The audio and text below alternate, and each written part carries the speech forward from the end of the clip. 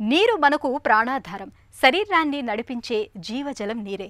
మన ఆరోగ్యం బాగుండాలంటే రోజు మొత్తంలో చాలినన్ని నీళ్లను తాగుతూ ఉండాల్సిందే. అయితే మనలో కొంతమంది నీటిని అతిగా తాగుతుంటే మరికొందరేమో దేహానికి అవసరమైన నీళ్లను తాగకుండా అశ్రద్ధ చేస్తూ ఉంటారు. మరీ ముఖ్యంగా ఎండలు మండిపోయే వేసవి సీజన్లో అయితే నీళ్లను ఎక్కువగా తాగాల్సి ఉంటుంది. లేకపోతే డీహైడ్రేషన్ బారిన పడాల్సి ఉంటుంది.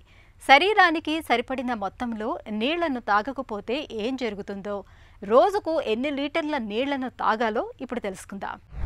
నార్మల్ పర్సన్ రోజుకి 2.5 లీటర్లు చాలు. ఒకవేళ వాళ్ళ శరీరం ఎక్కువ పని చేస్తుంటే కనుక 3 లీటర్లు మ్యాక్సిమం. వాళ్ళు ఎక్కువ చెమటలో ఎండలో ఎక్కువ పని చేస్తున్నారు, ఎక్కువ చెమట పడుతుంది బాడీకి అనుకున్నప్పుడు 2.5 to 3 లీటర్స్ వరకు తీసుకోవచ్చు. కానీ నార్మల్ పర్సన్ పెద్దగా చెమట పట్టే శరీరతత్వం కాకపోతే 2.5 లీటర్లు రోజుకి వాటర్ అనేది సరిపోతుంది అనమాట.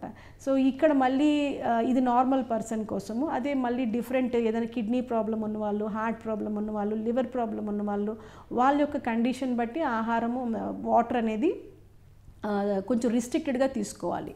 సో అందుకని అది వాళ్ళ శరీర తీరును బట్టి, వాళ్ళకున్న మెడికల్ కండిషన్ బట్టి డాక్టర్ అడ్వైస్ చేసినట్టుగా ఫ్లూయిడ్స్ అనేవి తీసుకోవాలి. కానీ నార్మల్ పర్సన్ మాత్రము ఒకేసారి ఎక్కువ వాటర్ ఫ్లూయిడ్స్ తీసుకోవటం అనేది కరెక్ట్ కాదు. కొంచెంగా రోజు మొత్తంలో దాన్ని డిస్ట్రిబ్యూట్ చేసుకుంటూ